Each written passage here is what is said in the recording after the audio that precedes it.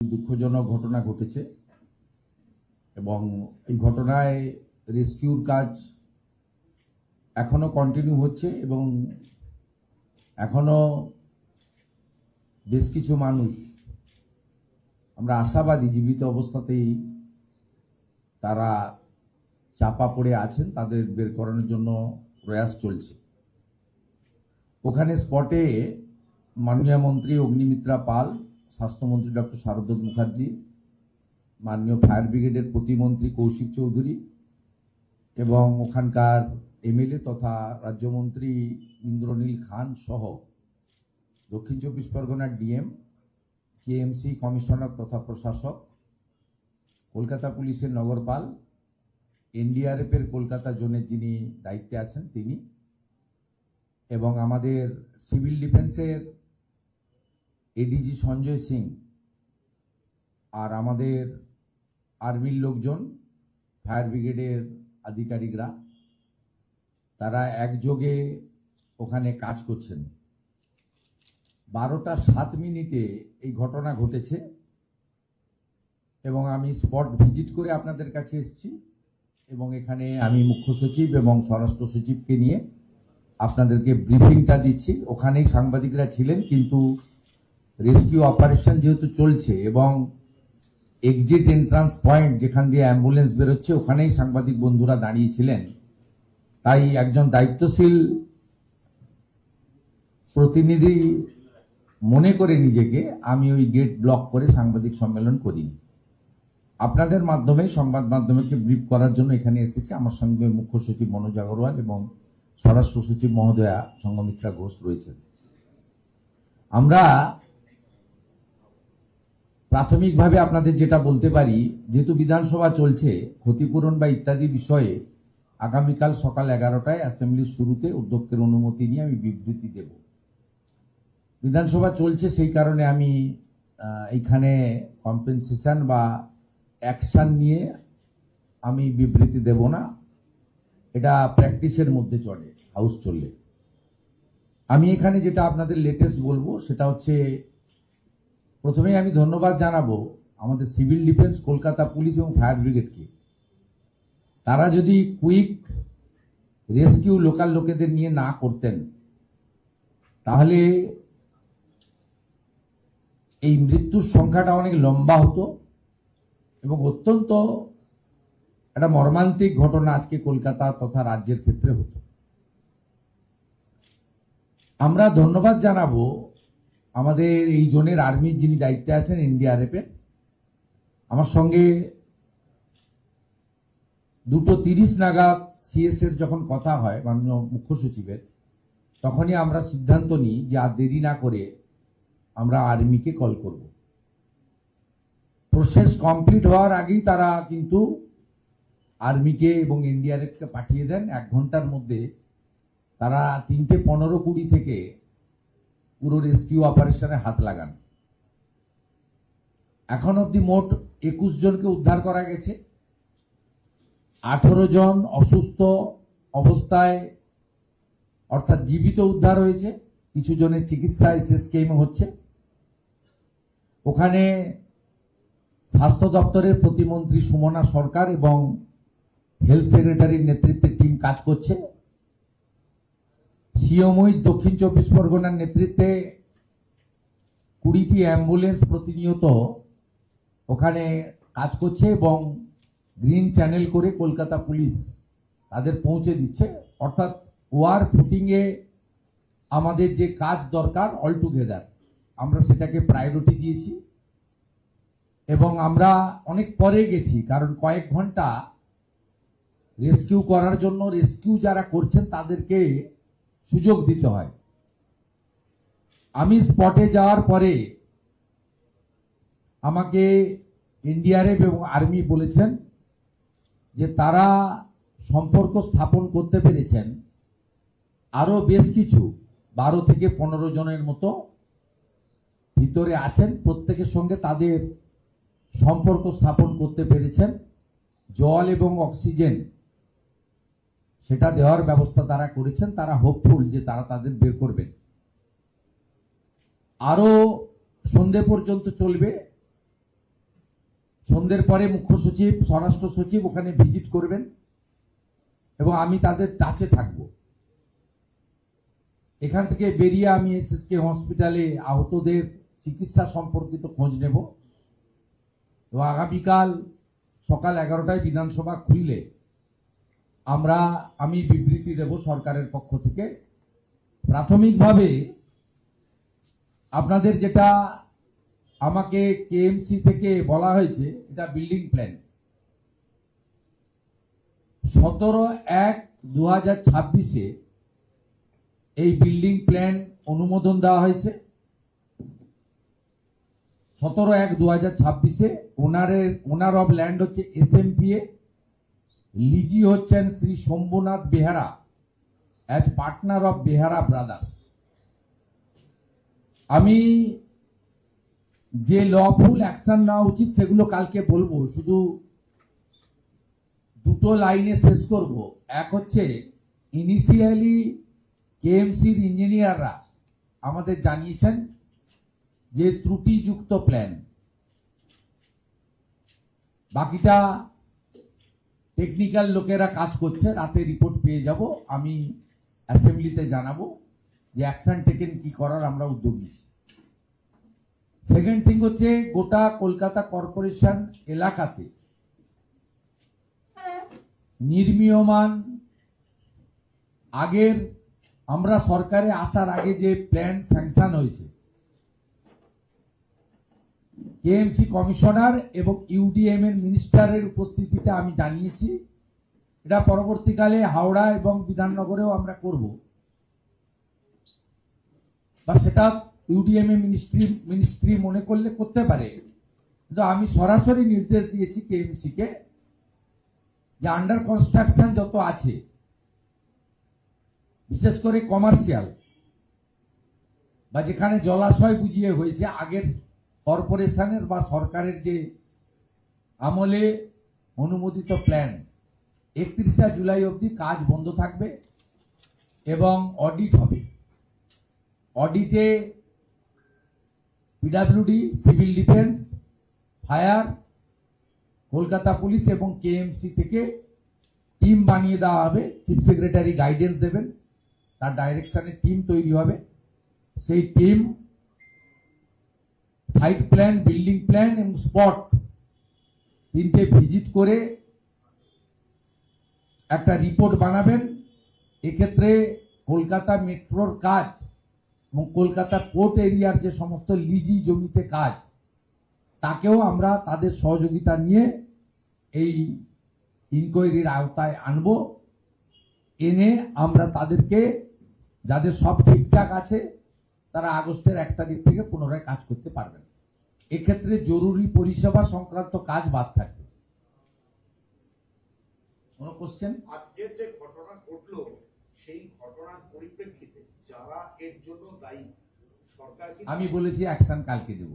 প্ল্যানের রিপোর্ট আপনাদের দেখিয়েছি, 17/1/2026 এর প্ল্যান। এবং ইনিশিয়ালি দেখুন, আমরা তো ইঞ্জিনিয়ার নই, সিএস সাহেব বরঞ্চ তার ইঞ্জিনিয়ারিং আইডিয়া আছে, কানপুরের আইআইটি স্টুডেন্ট, আমি ইঞ্জিনিয়ারিং স্টুডেন্ট নই। ইনিশিয়ালি আমাকে যেটা বলা হয়েছে যে এই প্ল্যানে ত্রুটি আছে, তো আমি নিজে চোখে যেটা দেখেছি সেটা এই হেভি রেন বা আপনার মাটি নরম হয়ে যাওয়ার কারণে হয়নি। সেটা হলে আপনার অন্যভাবে হতো, বেন্ডিং হয়েছে, নাট থেকে আপনার উল্টে চলে গেছে, স্লিপ করেছে। এটা আমি চোখে যা দেখেছি। বাকিটা তো রাতের মধ্যে আমাকে কেএমসি জানিয়ে দেবে এবং কাল 11টার সময় অ্যাসেম্বলিতে বলে দেবো। এগুলো তো তাড়াহুড়া করার কিছু নেই। এখন আর্মি এবং এনডিআরএফ যেটা আমাকে বলেছে যে স্যার বেশ কিছু লোক এখনো ঠিকঠাক আছে, আমরা কানেকশন করেছি, জলও দিয়েছি, অক্সিজেনও দিচ্ছি, উই আর হোপফুল যে তাদের আমরা সেফলি বের করে নেব। এবং আপনাদেরও অনুরোধ করবো ওখানে প্যাসেজগুলো ছেড়ে সরে আসুন, মানে লোকজনও সরে যাওয়া উচিত, কমপ্লিটলি ফ্রি করে দেওয়া উচিত, যাদের কাজ তাদের করতে দিন। আমাদের যেটুকু জিনিস ভিজিট করা বলা সেটা আমরা করছি, মনিটরিং করছি। এখানে কন্ট্রোল রুম আছে, সিএস হোম সেক্রেটারি নিজেরা দেখছেন। আফটার 7 PM CS এবং HS স্পট ভিজিট করবে, আমি হসপিটাল ভিজিট করব, আমরা টাচে থাকব। আলোর ব্যবস্থা হয়েছে, যতক্ষণ না পর্যন্ত পুরো গার্বেজ সরানো হয় রেস্কিউ অপারেশন থাকবে, চালু থাকবে।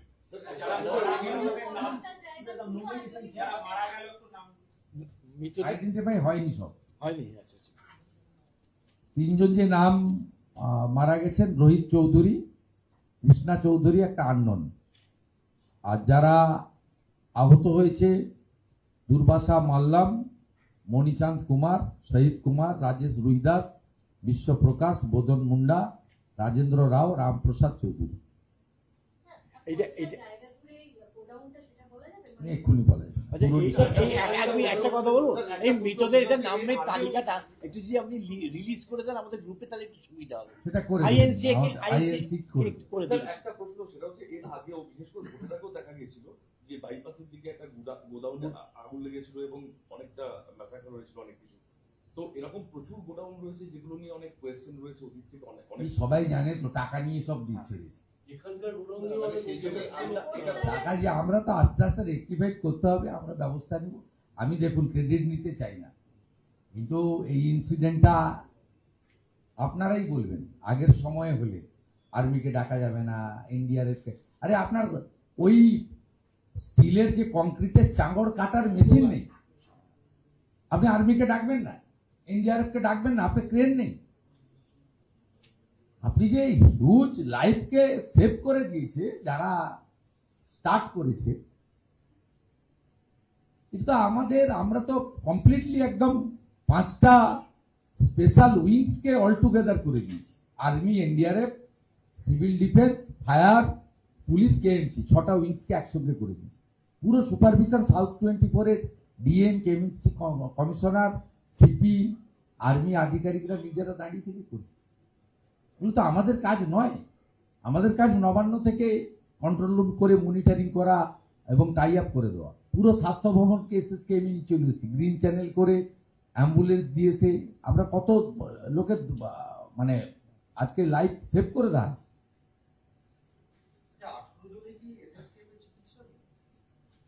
ওনার সবাই জন্য চিকিৎসা লাগেনি, অনেকে অক্ষত বেরিয়েছে, 3-4 জন একটু সিরিয়াস আছে, বাকিটা আমি গেলে বুঝতে পারবো। SSKM এ 10-11 জন আছে যাদের অ্যাডমিশন, ভর্তি আছে। 8 জন। এই তিনজনই কি শ্রমিক? 9 জনকে অ্যাডমিশন। এদের পরিচয় কি শ্রমিক ওখানে কাজ করছে? হ্যাঁ, এরা সব লেবার না? আন্ডার কনস্ট্রাকশন যেটা বললেন বন্ধ থাকবে অডিটের জন্য। অডিটের জন্য, সেটা আন্ডার বিল্ডিং অডিট এবং সাইট প্ল্যান ঠিকঠাক নিয়েছে কিনা, আচ্ছা যেগুলো 1 মাস টাইম দিয়েছে। এমন কি আছে এই বর্ষার সময়? না সেটা না, যেগুলো চলছে, এগুলো অলরেডি রয়েছে, মানে এর মধ্যে যেখানে হসপিটালে কাজ হচ্ছে, যেখানে ফায়ার ব্রিগেড স্টেশনে কাজ হচ্ছে, সেগুলো ছাড় থাকবে। এমার্জেন্সি সার্ভিসে থাকবে। আর্মি যেখানে কাজ করছে সেখানে ছাড় থাকবে। আন্ডার কনস্ট্রাকশন সমস্ত বিল্ডিং জরুরি ব্যবস্থা ছাড়া। KMC তে আমি বলেছি UDM এ দপ্তর চাইলে HMC, BMC তেও করতে পারেন, অ্যালার্ট তো।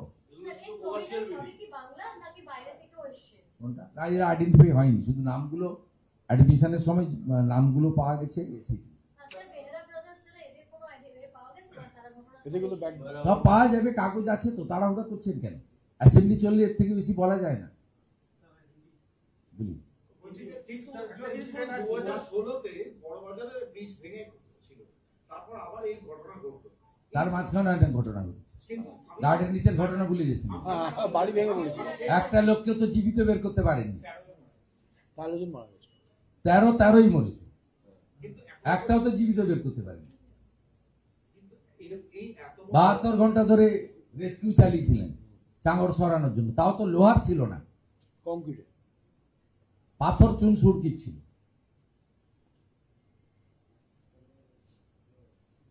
টাকার বিনিময়ে এগুলো হলে তার ফল এগুলোই হবে।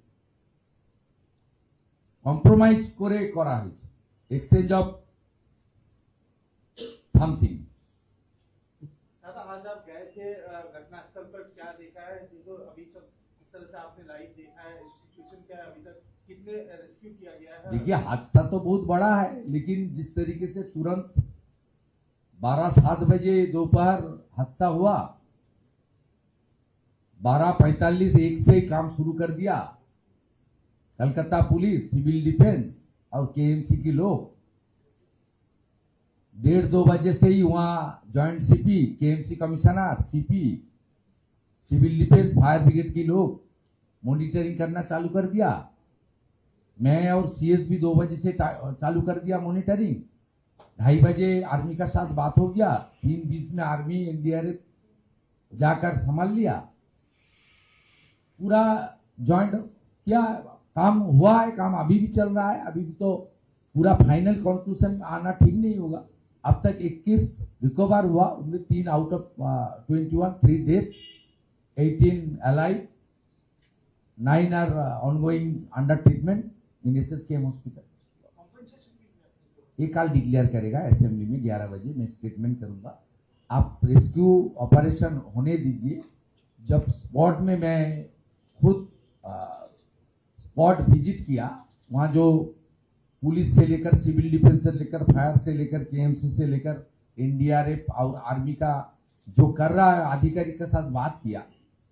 मेरा साथ और भी 3 मंत्री थे, तो उन्होंने बताया, अभी भी आर्मी बताया, एनडीआरएफ बताया, अंदर में बहुत लोग जिंदा है, हम लोग पानी दे रहा है, संपर्क में है, उन लोग को निकलने दीजिए। वो लोग का उम्मीद है पूरा के पूरा सबको निकलने पाएगा।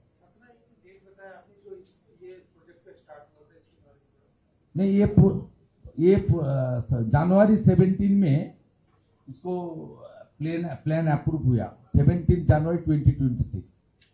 Owner of land SMPA. अब उसका लैंड के ऊपर लीजी है Shambhunath Behara and partners.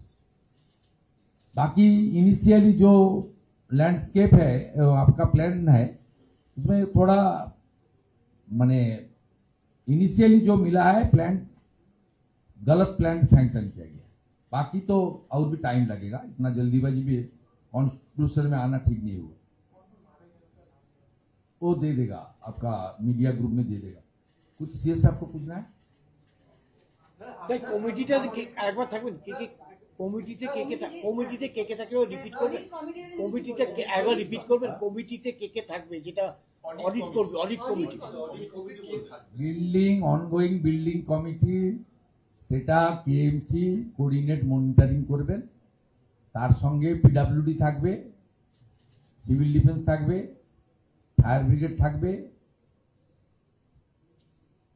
KMDA থাকবে, আর মেট্রো এবং পোর্টকেও প্রয়োজন মতো তাদের এলাকায় কোঅর্ডিনেশন বা যোগাযোগ কমিউনিকেশন রাখা হবে। কেএমসি এটাকে কোঅর্ডিনেট করবে, পুলিশ তো থাকবেই অবশ্যই।